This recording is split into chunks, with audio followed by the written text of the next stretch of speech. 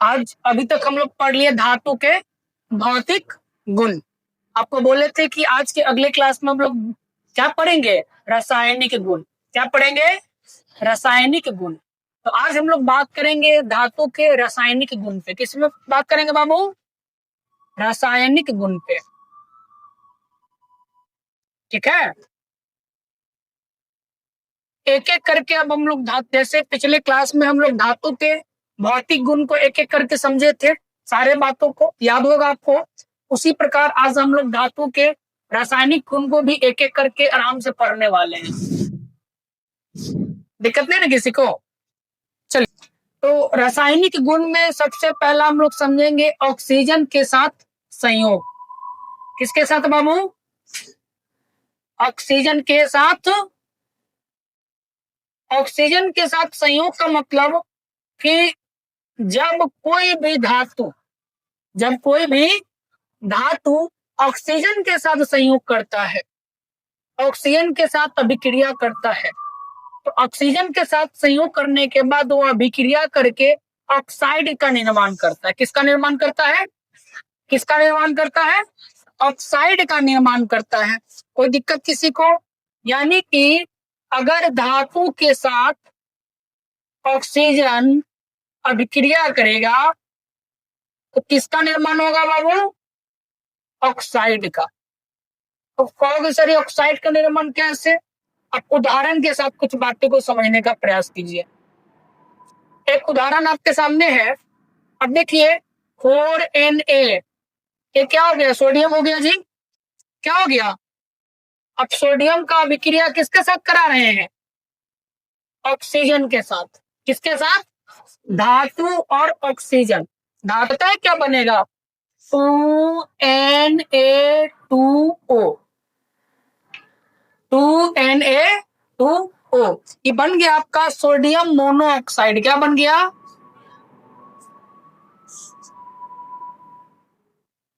Sodium mono. देखिए, तो जब भी किसी धातु के साथ ऑक्सीजन अभिक्रिया करेगा तो किसका निर्माण होगा बाबू? ऑक्साइड का निर्माण होगा। जैसे सोडियम और ऑक्सीजन को हमने मिलाया तो क्या बना? Sodium monoxide. और भी कई एक उदाहरण है।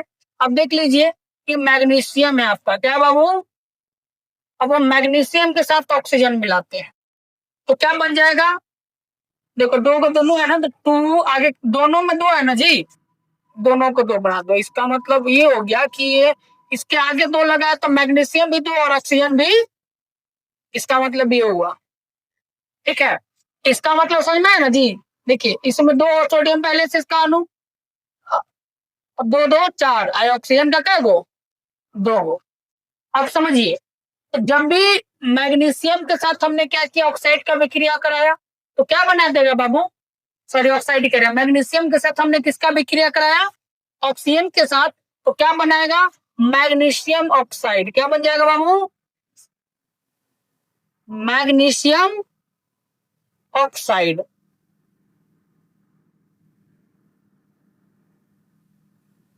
क्या यहां तक में दिक्कत किसी बच्चे को? अब देखो क्या कहा जा रहा है कि जब भी हमने ऑक्सीजन के साथ संयोग कराया किसका बाबू? धातु का, तो किसका बना? किसका निर्माण हुआ? ऑक्साइड का। किसका निर्माण हुआ? ऑक्साइड का। और अगला बात क्या याद रखना है इसमें नोट में?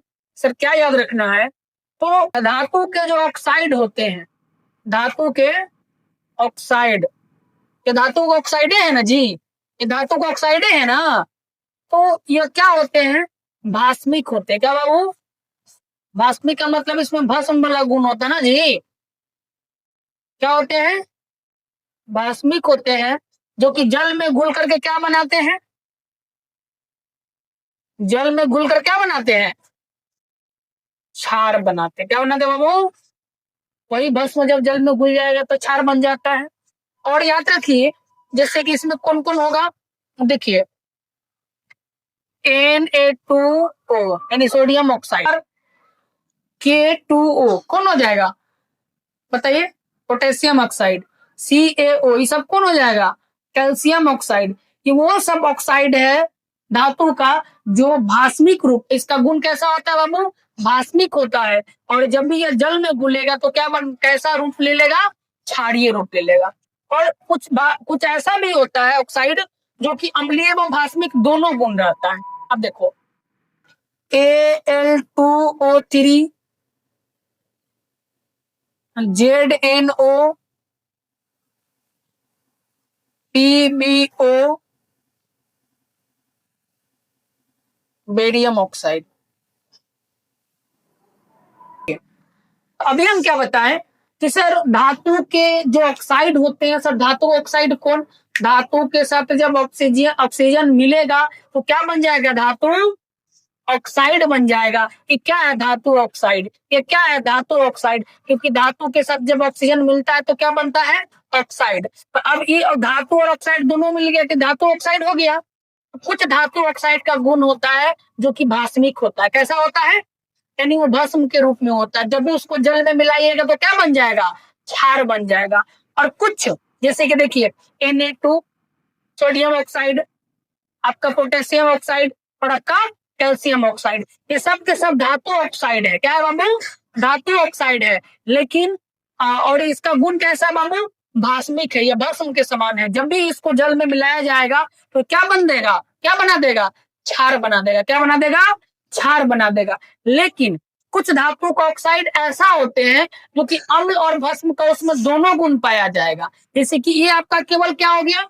भास्मिक हो गया। लेकिन कुछ क्या होगा जो अम्लीय भी होगा और भस्म भी होगा। यानी कि ऐसे ऑक्साइड को द्विधर्मी ऑक्साइड कहा जाता है। क्या कहा जाता है? यानी कि धातु के वैसे ऑक्साइड जिसमें अम्ल और भस्म का दोनों गुण पाया जाए, अम्ल और भस्म दोनों का गुण पाया जाए, उसे क्या कहेंगे?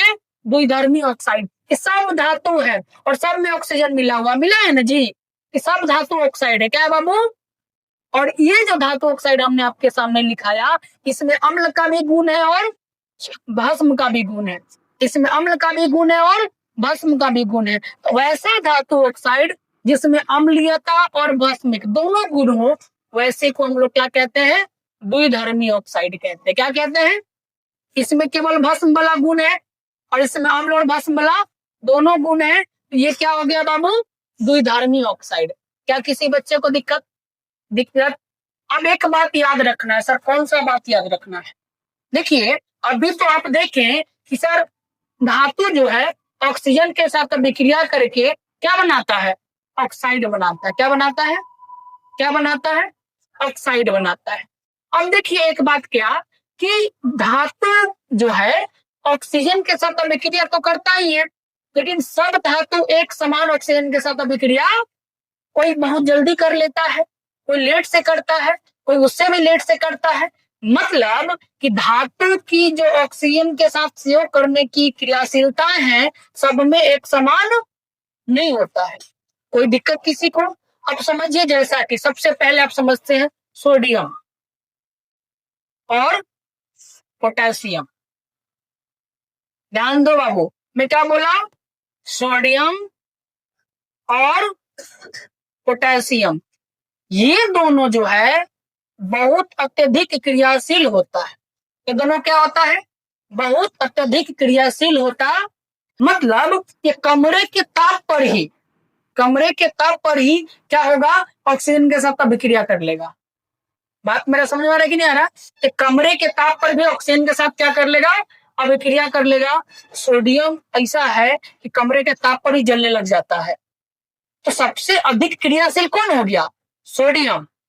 उसको जैसे खुले में निकाले, वायुमंडल में तो ऑक्सीजन है ही है जी, निकाले ना, जैसे निकाला, इसलिए उसको कहाँ रखा जाता? केरोसिन तेल में डुबो कर रखा जाता है। किसको? सोडियम को। किसको? किस में रखा जाता है?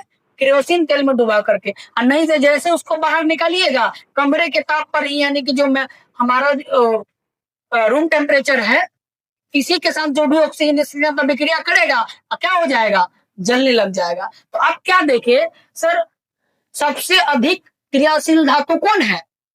कौन है बाबू? जो कि कमरे के ताप पर ही जलने लग जाता है। इसलिए सोडियम को कहाँ रखा जाता है? केरोसिन तेल में डुबो कर रखा जाता है। किसी बच्चे को दिक्कत क्या? आप देख लीजिए मैग्नीशियम। क्या है बाबू? अब अगला क्या है? तो सोडियम पोटेशियम का देख लिए भाई। अब है मैग्नीशियम। मैग्नीशियम क्या है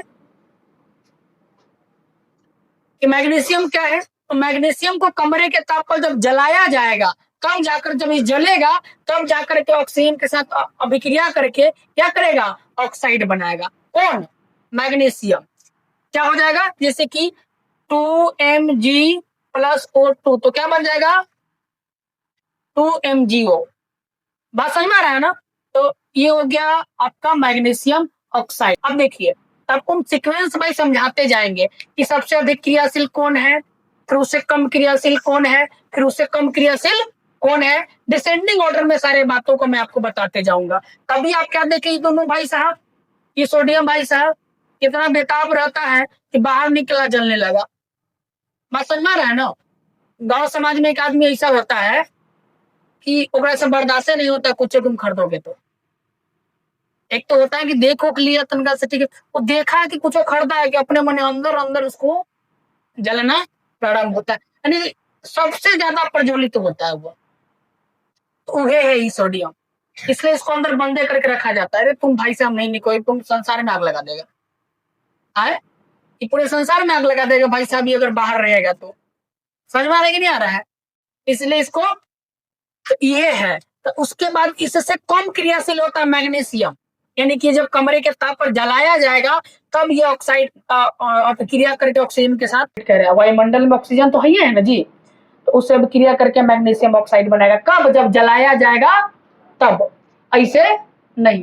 तो इससे कम क्रियाशील कौन हो गया? मैग्नीशियम। तीसरा है आपका जिंक। जिंक कौन है बाबू? जिंक। देखिए,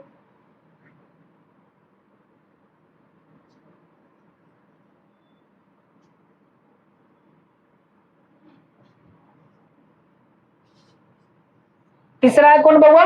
जिंक। तो जिंक को अपने मन से नहीं जलता है। अब देखो, ये तो अपने मन से जला, इसको जलाया गया, तुरंत जल गया, जलाने पर भी तुरंत जल गया, ये बेताबे था। समझ में आ रहा है ना? कि कोई हमको आग लगाए कि हम भड़क जाए। समझ में आ रहा है ना? लेकिन उसके कंपेयर में अगर देखा जाए, इसके कंपेयर में देखा जाए जिंक को, तो जिंक को अधिक प्रबलता के साथ जलाया जाता है। प्रबलता के साथ मतलब समझ में आ रहा है कि नहीं आ रहा है? अत्यधिक टाइम के साथ जलाया जाता है तब जलता है, ये तुरंत नहीं जलता है। तो तब जाकर के ऑक्सीजन के साथ अभिक्रिया करके जिंक ऑक्साइड बनाता है। कोई दिक्कत किसी को क्या? तो इस प्रकार से आप क्या देख पा रहे हैं? सर मैं ये देख पा रहा हूं कि इससे कम क्रियाशील कौन हो गया? जिंक। मैग्नीशियम से कम क्रियाशील कौन हो गया? क्योंकि इसको अधिक प्रबलता के साथ जलाया गया तब जाकर के जला। तो आप देखें, सबसे अधिक ही, उससे कम ही, फिर उससे कम ही, सब क्रियाशीलता के अनुसार आपको मैं बता रहा हूं। दिक्कत पीछे नहीं ना? ठीक है। अगला है कॉपर बाबू। क्या बाबू? कॉपर। दिख रहा है क्या? कॉपर। देखिए, अभी कॉपर भाई साहब ऑक्सीजन के साथ अभिक्रिया करने का जब बात आएगा, इसके अपेक्षा कम तेजी से करेगा। किसके अपेक्षा? जिंक के अपेक्षा। ये नहीं कि कॉपर को गर्म किए तुरंत ऑक्साइड बना लिया, नहीं, इसको प्रबलता के साथ गर्म किया जाता है। बात समझ में आया ना? तो गर्म किया जा, तुरंत गर्म किया जा रहा है, नहीं तो ऑक्साइड नहीं बनाएगा। जब बहुत देर तक कॉपर को गर्म किया जाता है, गर्म किया जा रहा है, तो बहुत देर बाद ये ऑक्सीजन के साथ अभिक्रिया करके क्या बनाता है? ऑक्साइड। कौन? कॉपर। कौन? कॉपर। तो एक हिसाब से देखा जाए कि जी कॉपर भाई साहब है जिंक के तुलना में कम क्रियाशील है। क्या यहाँ तक दिक्कत? क्या नहीं ना किसी को दिक्कत? अगला है सिल्वर एवं गोल्ड। क्या इन दोनों भाई साहब को बहुत अत्यधिक ताप पर जब गर्म किया जाता है, बहुत अत्यधिक ताप पर, तब जाकर के क्या करता है ये भाई साहब? क्या करता है? ऑक्सीजन के साथ संयोग करता है। बड़ा सबसे लेट से करता है कौन? सोना और चांदी, यानी कि AU और AG, है ना जी? यही कारण है हम लोग ऑर्नामेंट्स वगैरह पहनते हैं सोना का, जल्दी खराब। अगर और सोना चांदी में वो जल्दी से ऑक्सीजन के साथ अभिक्रिया करने लग जाए तो लोग पहनना छोड़ देगा। बात समझ में आ रहा है कि नहीं आ रहा है? तुरंत खराब हो जाएगा, दाग दुग लग जाएगा, करिया उरिया हो जाएगा, हरियर पियर पता नहीं कौन कौन कलर हो जाएगा। बात समझ में आ रहा है कि नहीं आ रहा है? तो अब देखिए सबसे कम क्रियाशील कौन, यानी ऑक्सीजन के साथ सबसे धीरे से सबसे कम क्रियाशील कौन है, कौन सबसे धीरे धीरे अभिक्रिया करता है? आपका सोना और चांदी। अगर सीक्वेंस में समझने जाए कि सर सीक्वेंस में समझाइए ऑक्सीजन के साथ कैसे कैसे अभिक्रिया होता है, तो आप सीक्वेंस में समझिएगा तो देखिए सोडियम सबसे अधिक कौन बाबू? सोडियम दिख रहा है सबको। फिर कौन? फिर कौन? जिंक, फिर कॉपर, फिर एयू। तो आप देखिए सबसे जिंक से सॉरी मैग्नीशियम से अधिक क्रियाशील, जिंक से अधिक मैग्नीशियम, कॉपर से अधिक जिंक, इससे अधिक सोना से अधिक कॉपर, फिर इससे अधिक। तो इस सीक्वेंस में अगर देखा जाए तो इस वाले कंडीशन में आप देख पा रहे हैं ऑक्सीजन के साथ सबसे तेजी से अभिक्रिया कौन कर रहा है? ये सोडियम भाई साहब कर रहा है कि कर बाहर निकालते ही जल जाता है। बात समझ में आ गया? तो आपने देखा कि सबसे पहला धातुओं का ऑक्सीजन के साथ संयोग, तो आपने देखा सर जब धातु ऑक्सीजन के साथ संयोग करता है तो ऑक्साइड बनाता है। ऑक्साइड भास्मिक होता है और कुछ ऑक्साइड भास्मिक और अम्लीय दोनों होता है। बात समझ में आ रहा है ना? वैसा ऑक्साइड जिसमें अम्ल और भस्म दोनों का गुण पाया जाता है उसे द्विधर्मी ऑक्साइड कहते हैं। फिर हमने जाना कि अब सबसे अधिक क्रियाशील धातु कौन है जो ऑक्सीजन के साथ सबसे तेजी से अभिक्रिया करता है ना? और सबसे कम क्रियाशील कौन है? सीक्वेंस में हमने जाना। यहाँ तक में किसी बच्चे को दिक्कत क्या? सबको समझ में आया? आगे बढ़े। चलिए अब देखिए जल के साथ संयोग, ऑक्सीजन के साथ हम लोग देख लेना बाबू। अब क्या देखेंगे? जल के साथ संयोग, यानी कि जब धातु को जल के साथ संयोग कराया जाएगा तब क्या होगा, और कौन सा धातु कौन से जल के साथ संयोग करेगा, और कौन सा धातु कितना जल्दी संयोग करेगा। कोई दिक्कत नहीं किसी को? नहीं ना जी? आइए समझते हैं। अब देखिए तो जिस प्रकार से आपने देखा कि ऑक्सीजन के साथ धातु संयोग किया तो क्या बनाया? ऑक्साइड बनाया। क्या बनाया बाबू? ऑक्साइड बनाया। उसी प्रकार जब जल के साथ धातु अभिक्रिया करेगा तो हाइड्रो ऑक्साइड बनाएगा। क्या बनेगा? क्या बनाएगा? हाइड्रो ऑक्साइड, क्योंकि जल में हाइड्रोजन और ऑक्सीजन दोनों होता है ना जी। उसी प्रकार जब जल के साथ कोई भी धातु अभिक्रिया करेगा तो हाइड्रो ऑक्साइड बनाएगा। क्या बनाएगा बाबू? हाइड्रो ऑक्साइड बनाएगा। क्या बातें समझ में आई ना? अब एक बात और याद रखिएगा, कुछ धातु क्या है ठंडे जल के साथ अभिक्रिया कर लेगा, कुछ धातु गर्म जल के साथ करेगा, तो कुछ धातु क्या करेगा? भाप के साथ, यानी वाष्प जो नहीं बनता है भाप, उसके साथ अभिक्रिया करेगा। तो सब धातु की क्रियाशीलता पर निर्भर करता है कि कौन सा धातु किस प्रकार से अभिक्रिया कर रहा है। बात समझ में आ रहा है ना? कि आपने देखा कि ऑक्सीजन वाले कंडीशन में उसी प्रकार जल वाले में भी होगा। तो सबसे पहले आपका है कौन कौन? तो सोडियम, पोटेशियम और कैल्शियम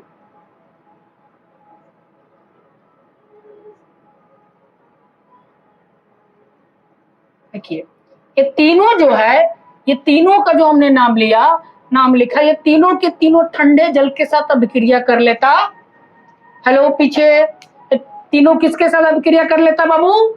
ठंडे जल के साथ। कौन कौन? सोडियम, पोटेशियम और कैल्शियम। कोई दिक्कत नहीं ना किसी को? अब अभिक्रिया करेगा तो क्या बनाएगा? तो सर हाइड्रोक्साइड बनाएगा। और एक बात और याद रखना है, जब भी जल के साथ अभिक्रिया करता है कोई भी धातु तो हाइड्रोक्साइड बनाता है और साथ ही साथ हाइड्रोजन गैस को मुक्त करता है।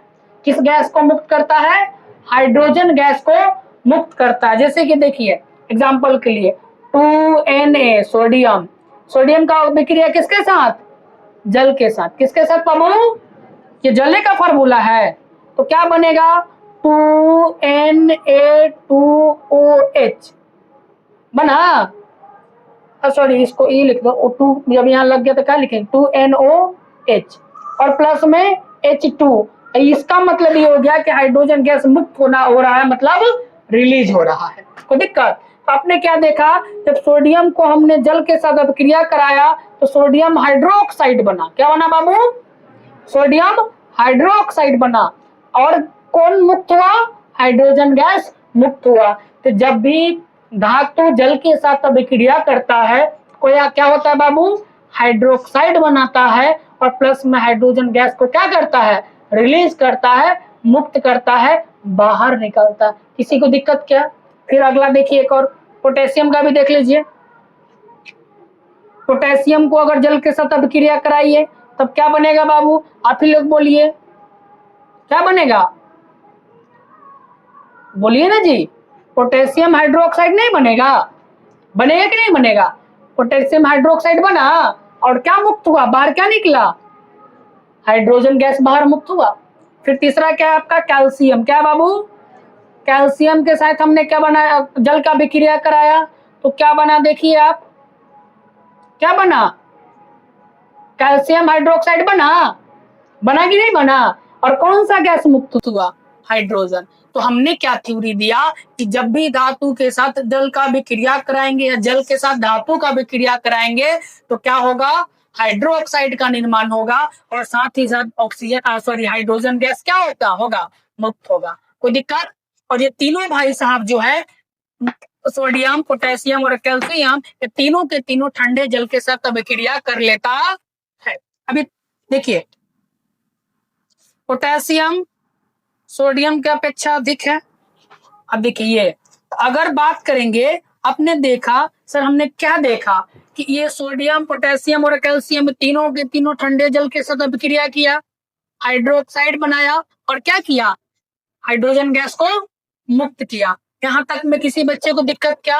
अब ये तीनों में सबसे अधिक क्रियाशील कौन हुआ? तो सब इन तीनों में सोडियम की अपेक्षा पोटेशियम सबसे अधिक क्रियाशील हो गया। किसके साथ? जल के साथ। किसके साथ?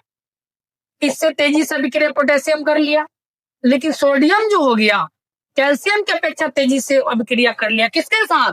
जल के साथ। तो इसके लिए देखा जाए, अगर ठंडे जल के साथ अभिक्रिया कराने का बात है धातुओं का, तो इसमें पोटेशियम उससे तेजी से, फिर उससे कम क्रियाशील सोडियम और फिर उससे कम क्रियाशील कैल्शियम। इन तीनों के बारे में बातें समझ में आ गई आपको? किसी बच्चे को दिक्कत क्या? हाँ जी, समझ में आया? दिक्कत नहीं ना किसी को? चलिए आगे। अब देखिए, एक है मैग्नीशियम, आयरन और जिंक। मैग्नीशियम, जैसे अभी तीनों को हम लोग समझे है ना, ये तीनों भाई साहब क्या था? ये तीनों भाई साहब ठंडे जल के साथ अभिक्रिया किया। किसके साथ किया बाबू? ठंडे जल के साथ अभिक्रिया किया। अब इसी में देखिए,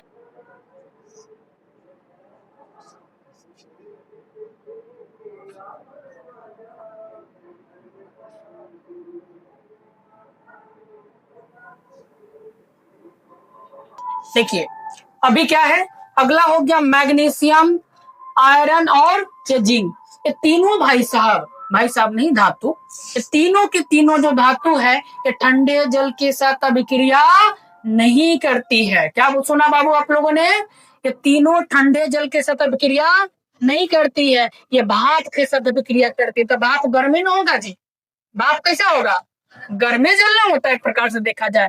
तो तीनों के तीनों किसके साथ अभिक्रिया करती है? भाप के साथ। कैसे? इन तीनों को गर्म किया जाता है।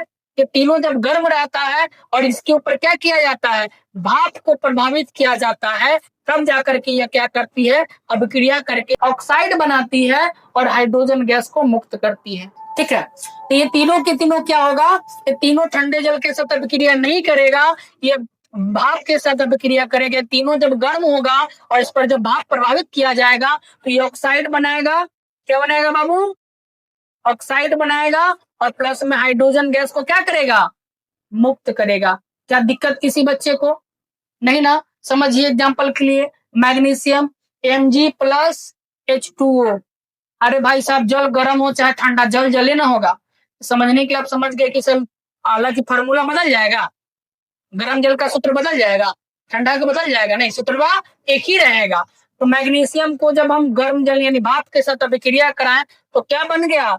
मैग्नीशियम ऑक्साइड और प्लस हाइड्रोजन गैस मुक्त हुआ। हाइड्रोक्साइड नहीं बना, की बना? ऑक्साइड बना। जब मैग्नीशियम का भाप के साथ यानी गर्म जल के साथ अभिक्रिया कराया गया तो क्या बना बाबू? Magnesium oxide. और कौन सा गैस मुक्त हुआ? हाइड्रोजन गैस मुक्त हुआ। उसी प्रकार जिंक के साथ जब हम भाप को अभिक्रिया कराएं, ये भी गर्म है। अब गर्म जिंक पर जब हमने भाप को प्रहार कराया, उस पे पार कराया तो क्या बना बाबू? ZnO यानी जिंक ऑक्साइड। और प्लस में हाइड्रोजन गैस क्या हुआ बाबू? मुक्त हुआ। उसी प्रकार 3Fe, Fe का मतलब फेरस, फेरस का मतलब आयरन ना जी। हमने किसका?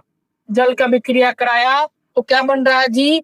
Fe3O4 प्लस हाइड्रोजन गैस मुक्त हो रहा है। तो आपने क्या देखा? इन तीनों के बारे में, मैग्नीशियम, आयरन और जिंक के बारे में, ये सारे तीनों ठंडे जल के साथ अभिक्रिया नहीं करता है। ये क्या है? जब इसको गर्म करके इस पे भाप प्रभावित किया जाता है तो ये ऑक्साइड बनाता है, हाइड्रोजन गैस को मुक्त करता है। क्या ये समझ में आया कि नहीं आप लोग को? अच्छे से सारे बच्चे को आ गया? किसी को दिक्कत नहीं? चलिए, अगर दिक्कत नहीं तो इसी बात पे हम लोग क्या करते हैं, आगे समझते हैं। मिटा दे इसको। चलिए देखिए आगे।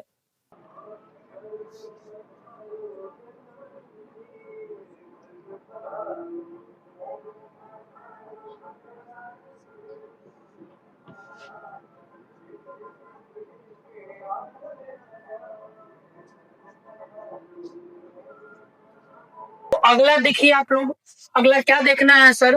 तो copper, mercury, tin, silver. Hello, copper, mercury, tin और सिल्वर। ये जिन भाई साहब को हमने नाम लिखा, ये भाई साहब जल के साथ अभिक्रिया करते ही नहीं है। बात समझ में आया? ये जल के साथ अभिक्रिया नहीं करते हैं। कोई दिक्कत किसी को?